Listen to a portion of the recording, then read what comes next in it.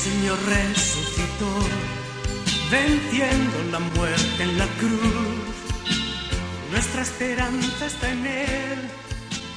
Él es nuestro Salvador. Hola hermanos, el día de hoy, 15 de abril del 2021, es jueves de la segunda semana del tiempo de la Pascua. Jueves de la segunda semana. Ya les digo que yo ayer que hablábamos del miércoles, que hace 2 semanas había terminado pues el tiempo de la Cuaresma, y ahora imagínense, hace 2 semanas hemos iniciado el Triduo Pascual. Bueno, en fin, así es la cuestión. Fíjense, hoy es día de San Damián de Molokai, ¿ok? El santo patrono de los leprosos. O sea, vamos, ya sabemos la historia de este hombre que fue fantástica, ¿no? Pero hoy quiero hablarles de otro santo. Es que ya llevo 2 años hablándoles de San Damián y entonces me quiero atrever a hablarles de otro santo que fue muy popular durante la Edad Media, y de hecho hay algún barrio, por ejemplo, en Buenos Aires muy famoso que lleva su nombre. San Pedro González Telmo. Ok, por eso San Telmo, es muy famoso, ¿no? Él nace en Palencia en 1190, era de muy buena familia, un erudito, una persona muy bien estudiada, ¿no? Una persona que, vamos, tenía muchas capacidades. De hecho, el arzobispo de Palencia era su tío, y entonces gracias a él fue consiguiendo muchos puestos, digamos, llegó a ser deán, y en el momento en el que iba precisamente a tomar posesión de su cargo, pues la providencia quiso que el caballo lo botara. Y el hombre que iba vestido con todas sus ínfulas y con todas sus cosas terminó enlodado y la gente se burló de él. Fue una situación muy, pero muy embarazosa.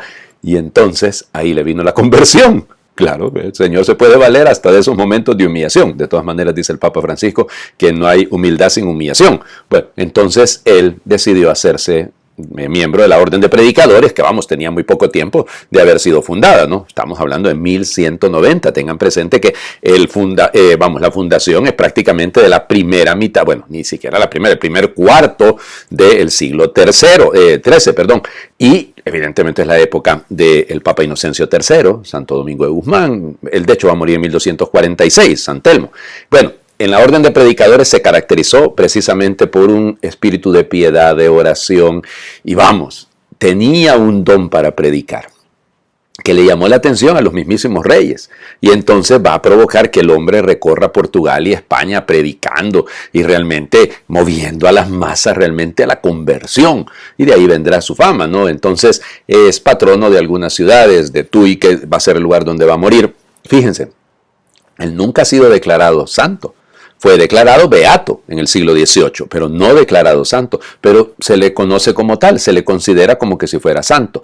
Y ya les digo, se llama San Pedro González. Lo que pasa es que la tradición siempre le llama San Telmo, porque era el nombre que le daban en la familia. Realmente ese era el nombre con el que él era conocido en su familia, y por eso siempre se le llamó San Telmo. Se considera que es muy, pero muy generoso a la hora de invocarlo, sobre todo por el mar. Fíjense, porque es patrono de los marineros, pero nunca puso un pie en el mar. O sea, es interesante, porque a él se le llamaba predicador de cielo, mar y tierra. Y entonces por eso de ahí viene la fama insisto, como protector de los marineros. Pero ya les digo, no se le conoce que ni él haya sido marinero, ni que él haya tenido directamente un contacto, digamos, tan particular con los marineros. Pero ya ven ustedes, es como Santa Teresita del Niño Jesús y de la Santa Faz, que es patrona de las misiones y nunca puso un pie en una misión adyentes. Evidentemente la misión dentro del monasterio es más que clara. Bueno, vamos a las lecturas del día de hoy. Hechos de los Apóstoles. Ay, miren, llegamos a las reacciones. Segunda reacción ahora del Sanedrín. Hechos de los Apóstoles, capítulo 5, versículos del 27 al 33.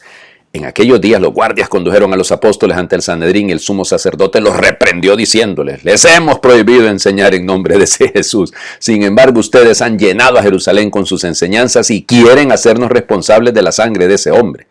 Pedro y los otros apóstoles replicaron: primero hay que obedecer a Dios y luego a los hombres. El Dios de nuestros padres resucitó a Jesús, a quien ustedes dieron muerte colgándolo de la cruz. La mano de Dios lo exaltó y lo ha hecho jefe y salvador para dar a Israel la gracia de la conversión y el perdón de los pecados. Nosotros somos testigos de todo esto, y también lo es el Espíritu Santo que Dios ha dado a los que lo obedecen. Esta respuesta los exasperó y decidieron matarlos. Palabra de Dios. Te alabamos, Señor. Huele, ¿no?, a lo mismo que ha ocurrido con el Señor Jesús. Le conviene que muera un hombre por el pueblo. ¿Se acuerdan de las palabras de Caifás, no? Bueno, es exactamente lo mismo, ¿no? Se repite la historia. Nótenlo. Solo que hay 3 momentos que podemos sacar aquí preciosos, ¿no? El primer momento es La reacción del sumo sacerdote, la reacción del Sanedrín, les prohibimos hablar en el nombre de ese tal Jesús, que ustedes quieren hacernos responsables de que los matamos. Pero a mí lo que me encanta es, han llenado Jerusalén con sus enseñanzas. Ahí está, eso es el apostolado, esa es la misión de todo. Llene su familia de las enseñanzas del Señor Jesús, llene su trabajo, llene su lugar de estudio de las enseñanzas del Señor Jesús, su grupo, su movimiento, su pastoral, su parroquia, llénela de las enseñanzas del Señor Jesús, con el testimonio sobre todo, evidentemente, la reacción de los apóstoles, la joya. Dios mío, Pedro, una vez más, oigan, vamos en el capítulo 5 apenas. ¿Y cuántas veces hemos escuchado el querigma? ¿Cuántas veces lo mismo? Primero hay que obedecer a Dios antes que a los hombres. Y vuelve a insistir Pedro. El Dios de nuestros padres resucitó a Jesús, a quien ustedes colgaron de un madero. ¡Wow, Pedro!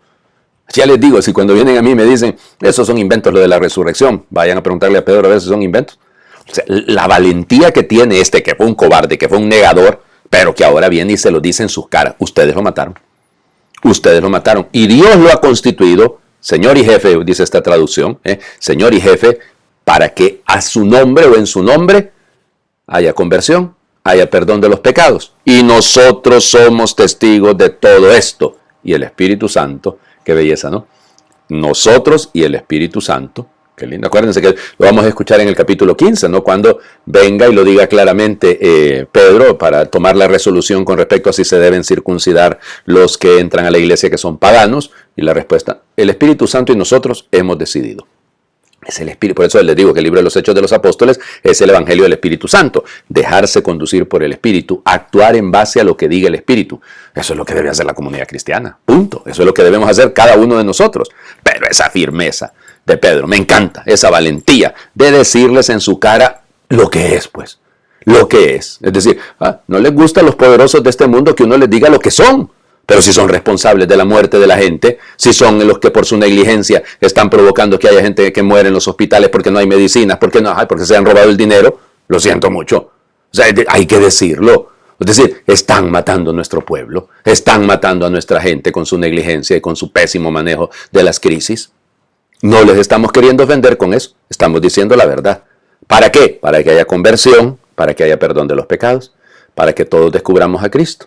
Y en Cristo alcancemos la salvación. Hablando de que en Cristo encontramos la salvación, vamos, terminando ya el diálogo con Nicodemo de Jesús, aunque ya les diga, ya se volvió monólogo prácticamente, ¿no? Juan capítulo 3, versículos del 31 al 36. El que viene de lo alto está por encima de todos, pero el que viene de la tierra pertenece a la tierra y habla de las cosas de la tierra.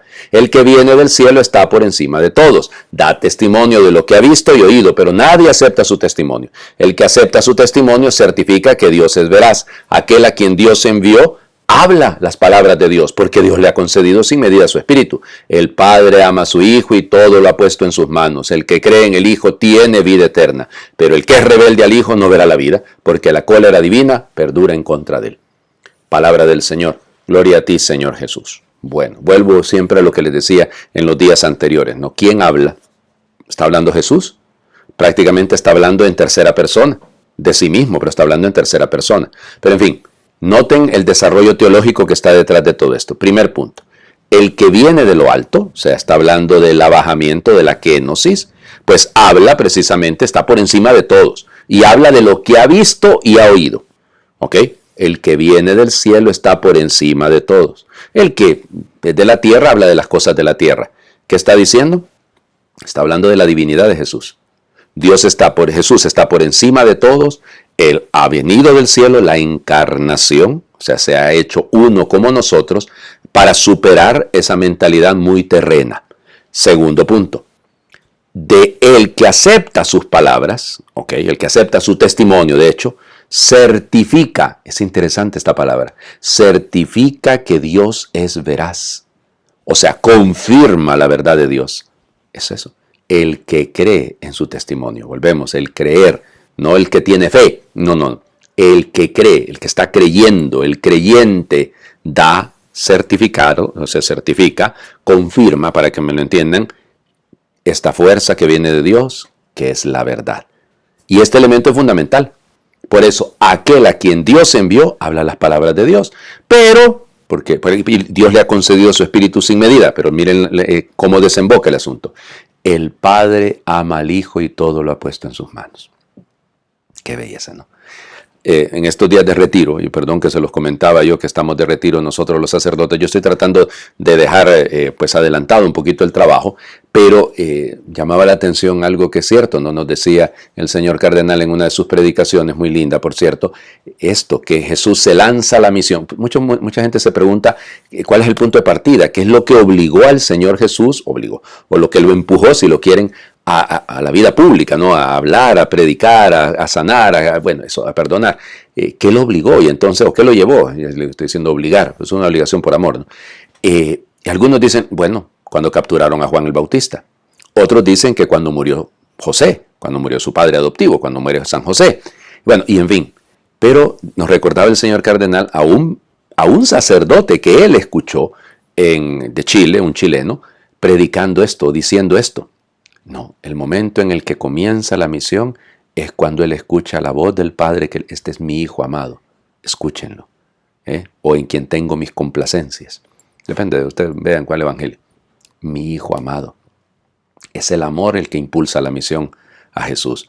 Me parece que es muy acertado esta mentalidad, este pensamiento. Nosotros también. Lo que debe impulsarnos a la misión es eso, ¿ya? Porque el que cree en el Hijo tiene vida eterna. Y ya empiezan a aparecer esos elementos propios del Evangelio de Juan, ¿no? ¿Dónde está la vida eterna? En el creer, en el seguir creyendo. El que es rebelde, ese es el término que utiliza esta traducción, pues evidentemente eso no va a ver la vida. Rebelarme a la voluntad de Dios, la blasfemia contra el Espíritu Santo. Rebelarme a lo que Él me propone cuando yo sé que eso es lo que me salva. Tanto capricho, ¿no? Les invito a hacer oración. Queremos darte gracias, Señor, por las oportunidades que nos das para crecer en nuestra fe, paso a paso, sintiéndonos parte de este pueblo que confía en ti. Te damos gracias porque has bendecido nuestra vida y notamos tu presencia de resucitado en la gente que nos rodea y en las muchas oportunidades que nos das para vivir nuestra fe, en medio de una sociedad que con tanta facilidad te olvida. Haz que esta alegría que hoy sentimos se prolongue y se propague, como lluvia que moje nuestra vida y la de todos. Haz que seamos testimonio para otros, ánimo y soporte para los desfallecidos, y que entre nosotros llevemos el sello de tu amor. Que empeñemos nuestra vida en seguir fielmente las huellas de Jesús, quien dio su vida por cada uno de nosotros, para que nosotros aprendamos también a entregarla. No nos abandones, Señor, en este empeño, y danos siempre un corazón agradecido. Amén. El Señor esté con ustedes. Les bendiga Dios por intercesión de San Telmo, por intercesión de San Damián de Molokai, el que es Padre, Hijo y Espíritu Santo, y su bendición descienda y les acompañe siempre. Jueves, no lo olviden, algún momentito de oración delante de Jesús Eucaristía nos viene bien a todos. Una visita, un momento, si no lo pueden hacer físicamente por la situación de la pandemia, bueno, al menos sigan alguna de las transmisiones, las horas santas y esto, para que podamos estar un momentito delante de Jesús Eucaristía. Bendiciones para todos.